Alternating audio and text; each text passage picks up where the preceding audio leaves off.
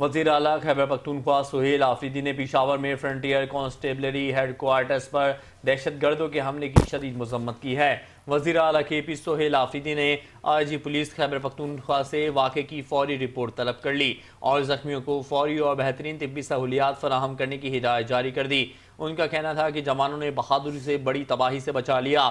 یہ حملہ انتہائی افسوسناک اور قابل مذمت ہے۔ دہشت گردوں کا کوئی مذہب نہیں۔ اس قسم کے بزدلانہ حملے ہمارے حوصلے پست نہیں کر سکتے۔ شہداء ہمارا فخر ہیں، ان کا خون ہرگز ضائع نہیں جانے دیں گے۔ ملوث عناصر کو کیفر کردار تک پہنچایا جائے گا۔ سہیل آفریدی نے کہا کہ دہشت گردی کے خلاف جنگ مزید مضبوط عزم کے ساتھ جاری رہے گی۔ قیام امن اور دہشت گردی کے خاتمے کے لیے تمام وسائل بروئے کار لائے جائیں گے۔ صوبائی حکومت پولیس اور قانون نافذ کرنے والے اداروں کے ساتھ کھڑی ہے۔ اس موقع پر وزیر اعلیٰ خیبر پختونخوا سہیل آفریدی نے شہید اہلکاروں کے ایصال ثواب اور لواحقین کے لیے صبر جمیل کی دعا کی۔